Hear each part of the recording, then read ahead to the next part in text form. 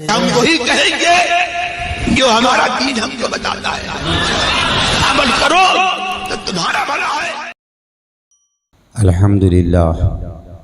الحمدللہ الذی ابدع الافلاک والارضین، الصلاة والسلام علی سید المرسلین وعلی آلہ واصحابہ اجمعین، اما بعد فاعوذ باللہ من الشیطان الرجیم، بسم اللہ الرحمن الرحیم، اطیعوا اللہ واطیعوا الرسول واولی الامر منکم،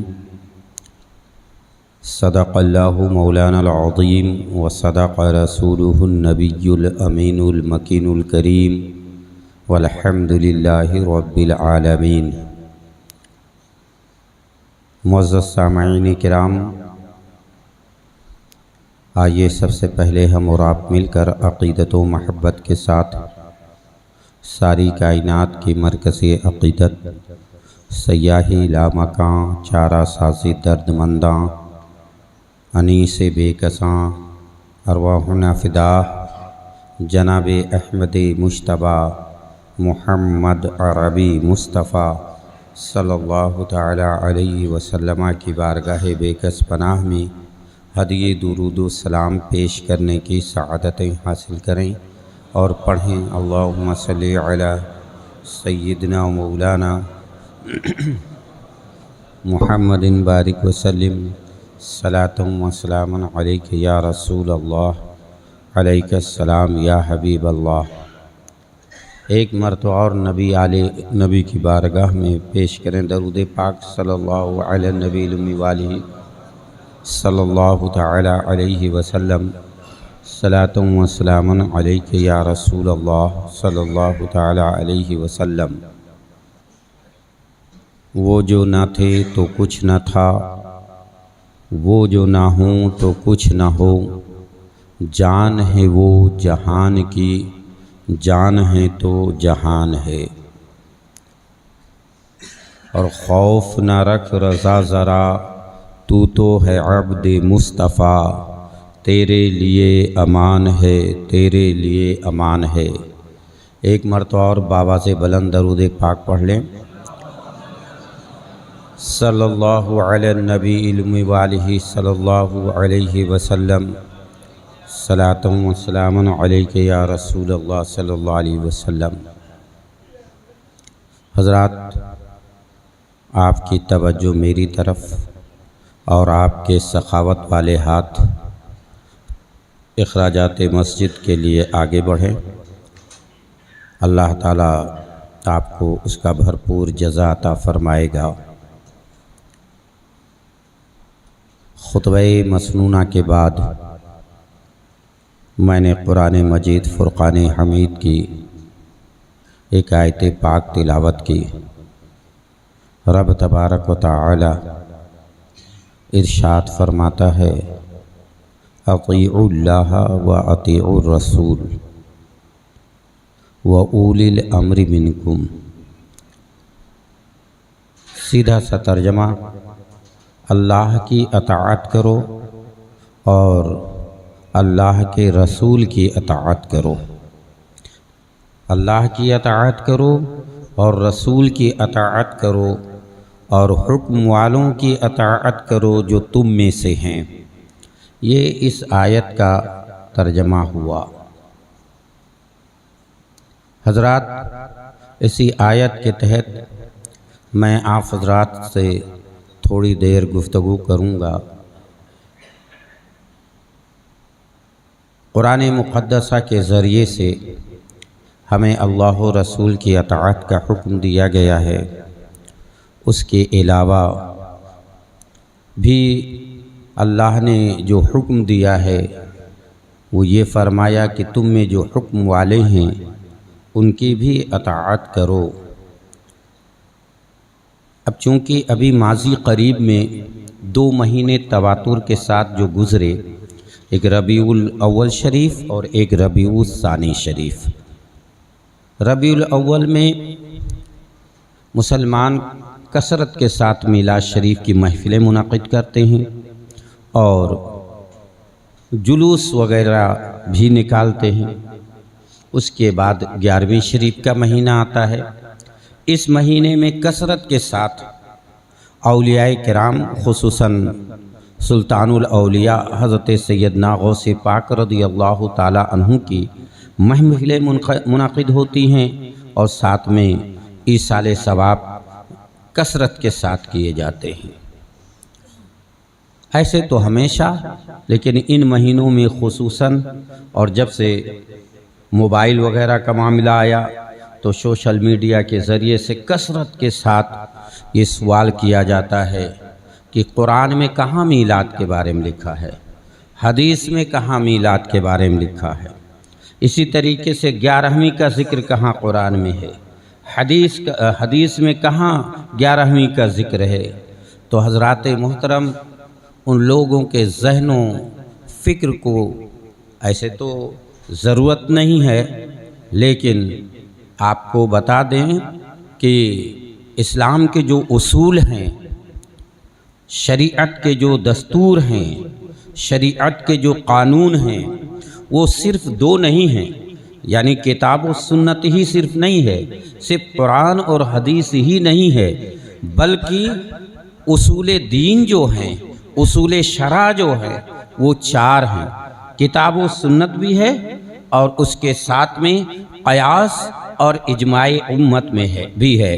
चुनांचे दरस निज़ामिया जो पढ़ाई जाती है, उसूल फ़िक़ह जो पढ़ाया जाता है, उसूल दीन जो पढ़ाया जाता है, चाहे जिस मदरसे में जाइए तो वहाँ जो उसूल दीन पढ़ाया जाएगा, उसूल शरीअत पढ़ाई जाएगी, तो उसकी एक मशहूर किताब है नूरुल अनवार शरीफ।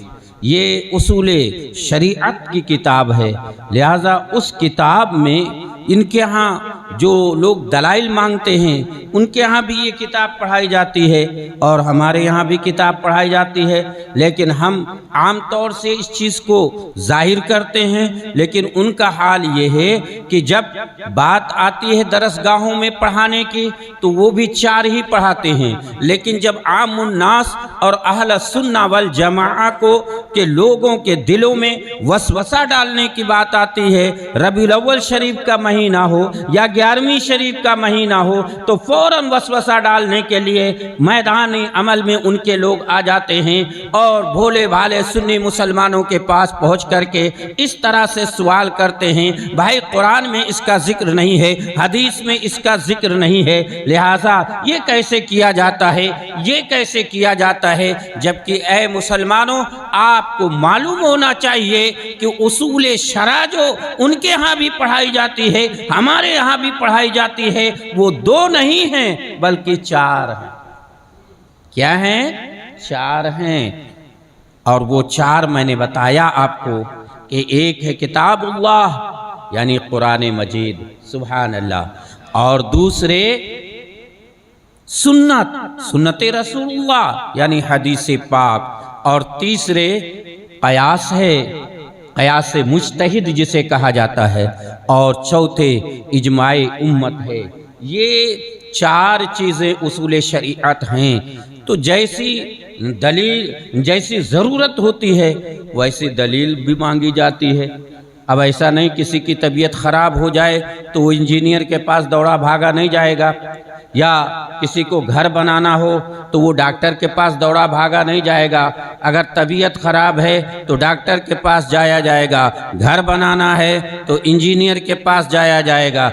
इसी तरीके से अगर जिस तरीके से आपको दलील चाहिए, अगर किताबुल्लाह की ज़रूरत है दलील की, किताबुल्लाह पेश किया जाता है, हदीस की ज़रूरत है तो हदीस पेश की जाती है, और अगर फ़िक़ही मसाइल हैं तो उसमें कुरान की बात नहीं होती है, हदीस की बात नहीं होती है, बल्कि कुरान और हदीस से मुज्तहिदीन ने जो मसाइल इस्तिंबात और इस्तिखराज किए हैं उसके ज़रिए से उन किताबों से दलाइल पेश की जाती है। लिहाजा आपको मालूम होना चाहिए। मिसाल, अगर आप ऐसे कहेंगे कि भाई देखने में कुरान पे अमल करना बहुत अच्छी बात है, कुरान अहले कुरान है, अगर अहले कुरान से आप कहिए कि सिर्फ आप नमाज रोज़ा दिन के जो हजार मसाइल हैं उनको छोड़िए, सिर्फ कुरान से आप वज़ू करके बता दीजिए, جیسے وضو کرنے کے لیے بیٹھیں تو آپ ان سے کہیے جا قرآن کی روشنی میں قرآن کے حکم کے مطابق وضو کر کے بتا دیں۔ حضرات جیسے ہی اگر وہ ہاتھ دھلنا شروع کرتے ہیں آپ فوراً کہیے قرآن میں تو ہاتھ دھلنے کا حکم نہیں ہے کہ آپ پہلے ہاتھ دھلیے۔ اسی طریقے سے اگر وہ کلی شروع کرتے ہیں تو کلی کا ذکر ہی نہیں ہے۔ اگر ناک میں پانی چڑھاتے ہیں تو ناک میں پانی چڑھانے کا ذکر ہی نہیں ہے۔ اگر وہ مسح کرتے ہیں تو مسح کے بارے میں قرآن میں مطلق فرمایا گیا ہے وَامْسَحُوا بِرُؤُوسِكُمْ، اپنے سروں کا مسح کرو۔ یہ نہیں کہا گیا ہے کہ تہائی سر کا کرو، کہ آدھے سر کا کرو، کہ چوتھائی سر کا کرو، کہ پورے سر کا کرو، کہیں نہیں لکھا ہوا ہے۔ قرآن میں مطلق طور پر جو وضو کا طریقہ بتایا گیا ہے وہ یہی بتایا گیا ہے یا ایھا الذین آمنوا اذا قمتم الی الصلاۃ فاغسلوا وجوہکم وایدیکم وامسحوا برؤوسکم وارجلکم الی المرافق۔ یہ قرآن میں فرمایا گیا ہے۔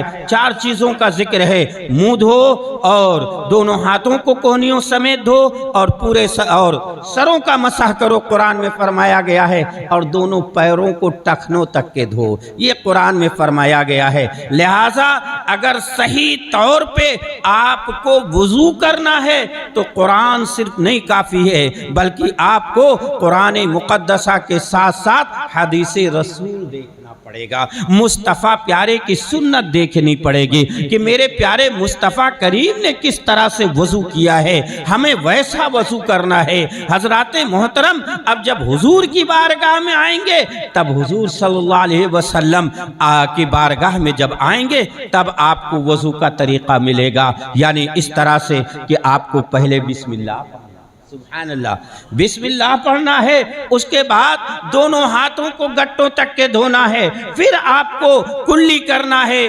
مسواک کرنا ہے، ناک میں پانی چڑھانا ہے، اب اس کے بعد میں جا کر کے قرآن پہ عمل شروع ہوگا، چہرہ دھونا۔ سمجھ گئے کہ نہیں؟ اس کے بعد میں دونوں ہاتھوں کو دھونا ہے، پھر اس کے بعد میں سر کا مسح کرنا ہے۔ اب سر کا مسح کرنا ہے تو قرآن نے تو مطلقاً ارشاد فرمایا ہے وَامْسَحُوا بِرُؤُوسِكُمْ، اپنے سروں کا مسح کرو، لیکن اس نے تو یہ نہیں فرمایا کہ آدھے سر کا یا چوتھائی سر کا یا پورے سر کا یا تھوڑا سا کر لینا ہے، یہ نہیں فرمایا ہے۔ لیکن اب حدیث پاک میں آئیں گے تو حضرت مغیرہ بن شعبہ رضی اللہ تعالی عنہ سے حدیث پاک مروی ہے کہ آقا کریم صلی اللہ علیہ وسلم قوم کے کوڑا کھانے پہ تشریف لائے، استنجا فرمایا اور اس کے بعد سرکار نے وضو فرمایا، اور جب سرکار نے وضو فرمایا تو جب مسح کی بات آئی تو سرکار نے چوتھائی سر کا مسح فرمایا۔ سبحان اللہ، یہی چوتھائی سر کا جو مسح سرکار نے فرمایا نا، اسی کو امام اعظم رحمت اللہ تعالی علیہ نے دلیل بنایا، اور حنفیوں کے نزدیک چوتھائی سر کا مسح فرض ہو گیا اور پورے سر کا مسح سنت۔ سمجھ گئے کہ نہیں؟ تو صرف وضو کوئی نہیں کر سکتا ہے، قرآن کی روشنی میں اس کو پورے دین پر عمل کرنے کے لیے حدیث مصطفیٰ کی ضرورت، قرآن پر عمل کرنے کے لیے حدیث مصطفیٰ کی ضرورت پڑتی ہے۔ حضرات محترم، اب اسی طریقے سے حدیث پاک پر عمل کرنے کی بات آئی تو اس کے بعد فقہ کی بات آ جاتی ہے، تو حضرات اس کے لیے بھی آپ کو میں بتا دوں، قرآن مقدسہ میں ارشاد پر درود پاک پڑھیں تو میں عرض کروں اللہم صلی علی سیدنا مولانا محمد بارک وسلم صلاۃ و سلام علیک یا رسول اللہ صلی اللہ تعالی علیہ وسلم۔ قرآن مقدسہ میں ارشاد فرمایا، رب تبارک و تعالیٰ نے سود کے بارے میں حرم الربا، یہ فرمایا اللہ تبارک و تعالیٰ نے، یعنی سود حرام ہے، یہ مطلق فرمایا۔ اب کس چیز میں سود ہے، کس چیز میں نہیں ہے، یہ کہیں قرآن میں ذکر نہیں، مطلق فرما دیا حرم الربا، سود حرام ہے۔ اب آپ بتائیے کہ آپ کیسے کس میں سود سمجھیں؟ اب اس کی تفصیل اگر حدیث میں جاتے ہیں تو چند چیزوں کا ذکر حدیث پاک میں ملتا ہے۔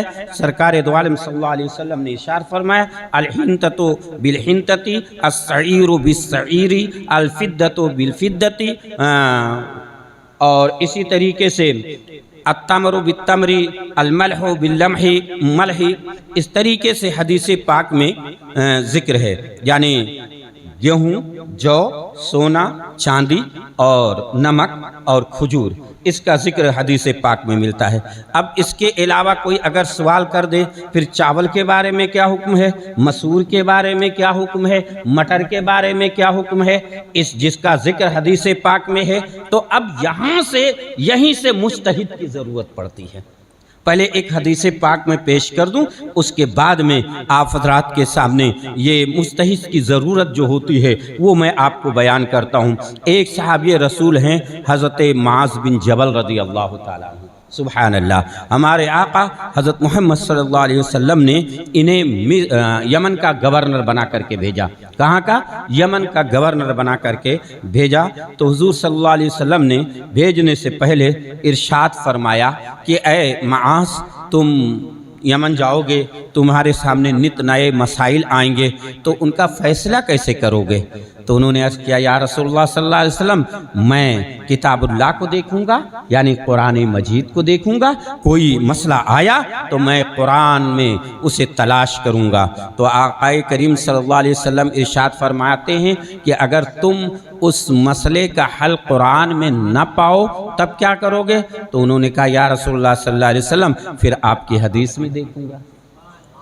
ٹھیک ہے، تو سرکار دو عالم صلی اللہ علیہ وسلم پھر ارشاد فرماتے ہیں یا اے میرے معاذ، اگر تم حدیث میں بھی نہ پاؤ، میری حدیث میں بھی نہیں پاؤ تو انہوں نے کہا یا رسول اللہ صلی اللہ علیہ وسلم اجتہد برائی، تو یا رسول اللہ صلی اللہ علیہ وسلم قرآن و حدیث کی روشنی میں اپنی رائے سے فیصلہ سناؤں گا۔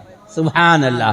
حضرات گرامی، ممکن ہے کہ یہی حدیث پاک اجتہاد کا ماخذ بھی ہو۔ حضرت معاذ رضی اللہ تعالیٰ عنہ نے جب اس طرح کی بات کی تو میرے آقا صلی اللہ علیہ وسلم یہ ارشاد نہیں فرماتے ہیں کہ اے معاذ، تم اپنی رائے سے، یعنی کتاب و سنت کے ہوتے ہوئے تم اپنی رائے سے فیصلہ کرو گے۔ تو جانتے ہو نہ سرکار ان کے اوپر ناراض ہوتے ہیں نہ کوئی بات کہتے ہیں، بلکہ سرکار صلی اللہ علیہ وسلم خوش ہوتے ہیں اور ان کے لیے دعا۔ ٹھیک ہے، سمجھ گئے کہ نہیں؟ اب اسی طریقے سے ایک یہاں پر نکتہ بھی باریک آپ سماعت کرتے چلیں۔ حضور نے یہ نہیں فرمایا کہ اگر قرآن میں نہ ہو، اے معاذ اگر قرآن میں یہ مسئلہ نہ ہو یا حدیث میں میری سنت میں یہ مسئلہ نہ ہو، بلکہ حضور فرماتے ہیں اے معاذ اگر قرآن میں تم یہ مسئلہ نہ پاؤ تو، یا میری سنت میں یہ مسئلہ نہ پاؤ تو، یعنی قرآن میں ہونا اور بات ہے اور نہ پانا وہ اور بات ہے۔ اس لیے قرآن میں تو اللہ تبارک و تعالیٰ نے صبح قیامت تک کے تمام باتوں کا ذکر کیا ہے، اور حضرت سیدنا عبداللہ ابن عباس رضی اللہ تعالیٰ عنہ یہاں تک فرماتے کہ میری ایک رسی غائب ہو جاتی تو میں قرآن میں تلاش کرتا۔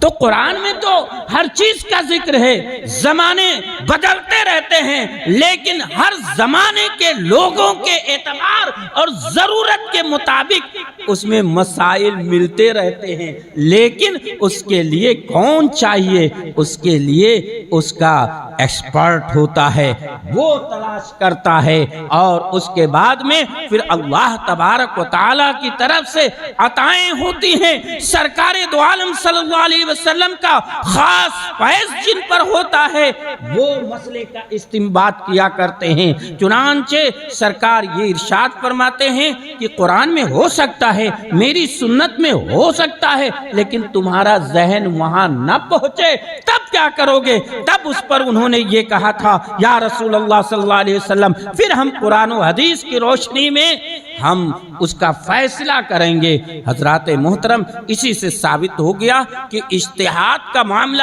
آج کا نہیں ہے بلکہ یہ دور صحابہ سے چلا آ رہا ہے، اور ہمارے آقا صلی اللہ علیہ وسلم نے اس پر خوشی کا اظہار فرمایا ہے۔ اب کہنے کا مطلب یہ ہے کہ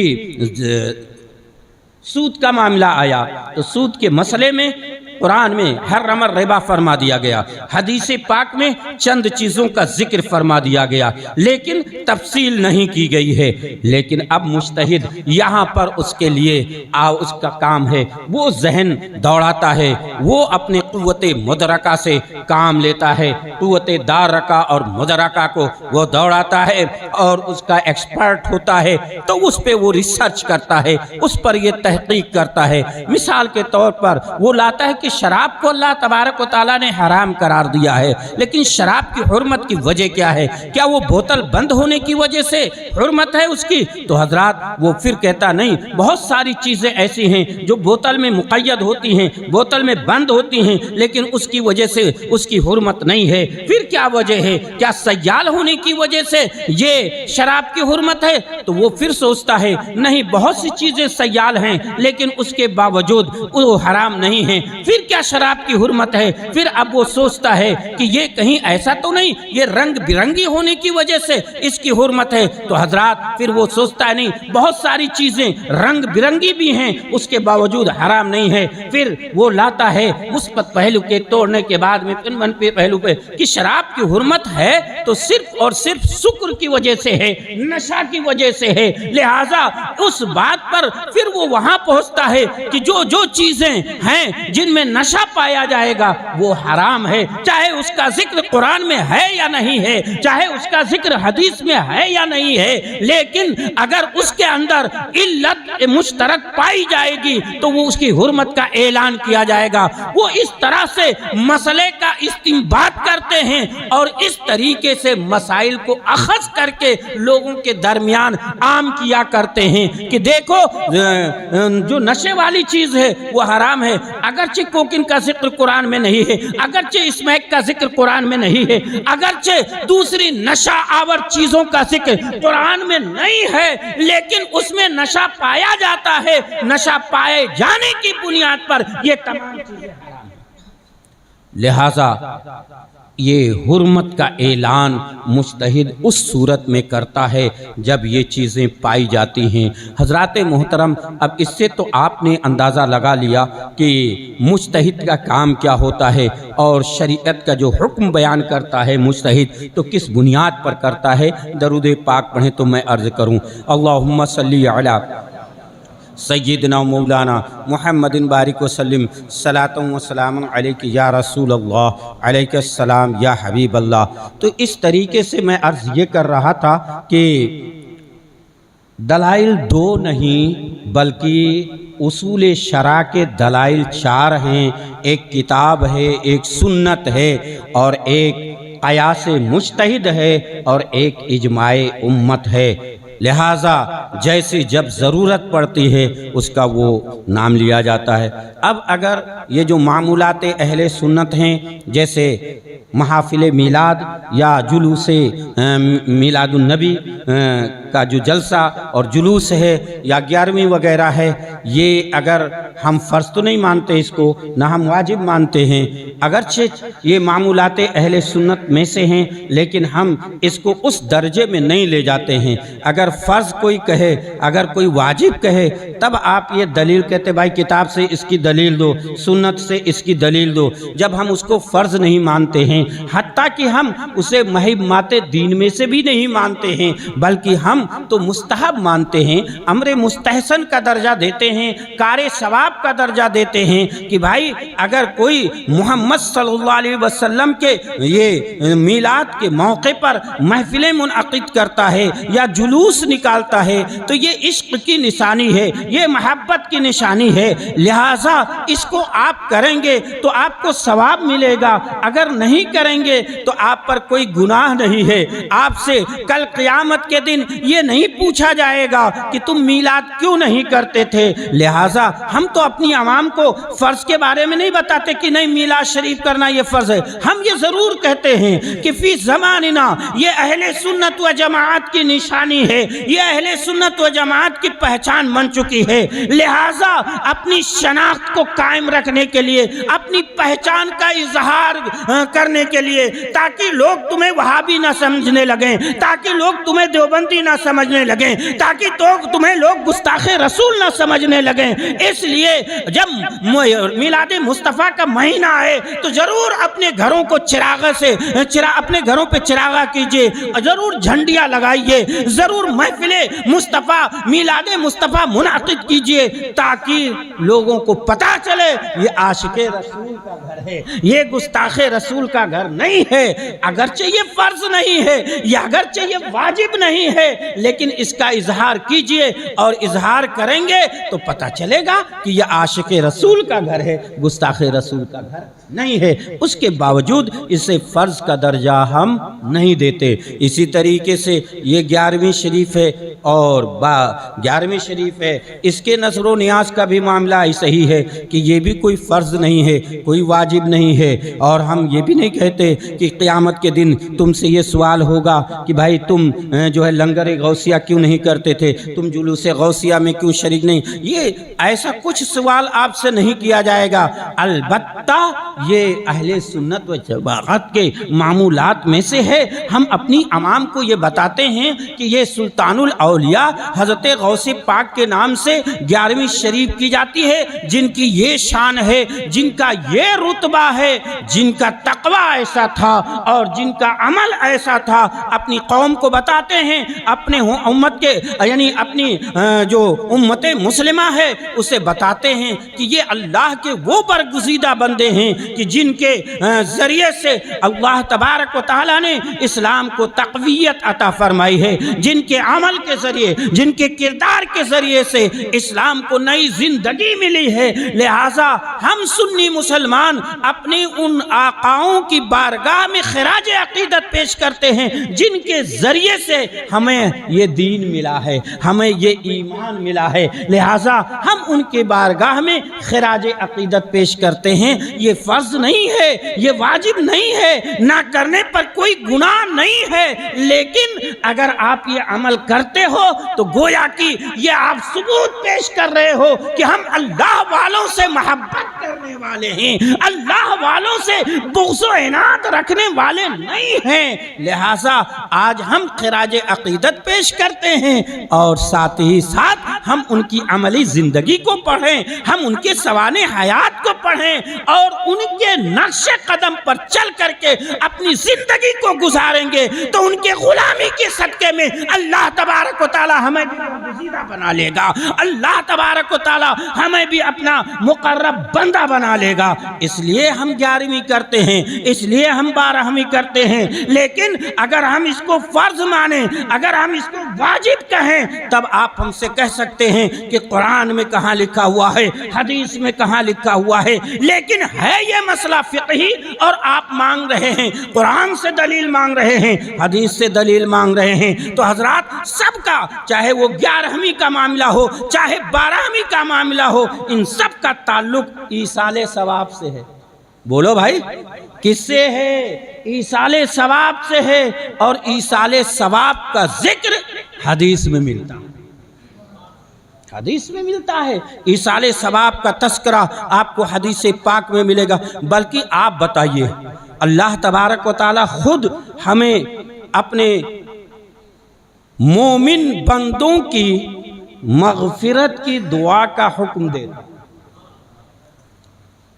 اللہ تعالیٰ نے قرآن میں باقاعدہ تعلیم فرمائی، ربنا اغفر لنا وَلِإِخْوَانِنَا الَّذِينَ سَبَقُونَا بِالْإِيمَانِ۔ سبحان اللہ، یہ قرآن کی آیت ہے کہ آپ اپنے ان مومن بھائیوں کے لیے دعا کیجئے، ربنا اغفر لنا، اے ہمارے رب ہمارے ان بھائیوں کی مغفرت فرما جو ہم سے پہلے ایمان کے ساتھ دنیا سے تشریف لے گئے۔ ربنا اغفر لنا وَلِإِخْوَانِنَا الَّذِينَ سَبَقُونَا بِالْإِيمَانِ۔ یاد رکھیے، رب تعلیم فرما رہا ہے، لیکن کس کے لیے؟ جو مومن بھائی ایمان کے ساتھ ہم سے پہلے دنیا سے چلے گئے، ان کے لیے اللہ فرماتا ہے دعائے مغفرت کرو۔ بھائی یہی تو ہے، اسی کو تو ایصال ثواب ہی کے نام تو یہ جنازہ بھی اسی کیٹیگری میں آتا ہے، الگ سے وہ نماز کوئی نہ، بلکہ وہ دعائے مغفرت یعنی ایصال ثواب ہے، اس کے بخشش کی، میت کے بخشش کی دعا کا نام نماز جنازہ ہے۔ بولو بھائی، اب اسی طریقے سے آپ کو بتائیں، میرے آقا صلی اللہ علیہ وسلم کی بارگاہ میں، یہ سنن ابی داؤد کی حدیث پاک ہے، سرکار کی بارگاہ میں حضرت عمرو بن عاص رضی اللہ تعالیٰ عنہ جو فاتح مصر ہیں، وہ آتے ہیں اور عرض کرتے ہیں، یا رسول اللہ میرا باپ عاص مر گیا، اور مرنے سے پہلے اس نے وصیت کی تھی، میرے باپ نے وصیت کی تھی کہ تم دونوں بھائی 50 غلام آزاد کر دینا میرے مرنے کے بعد میں۔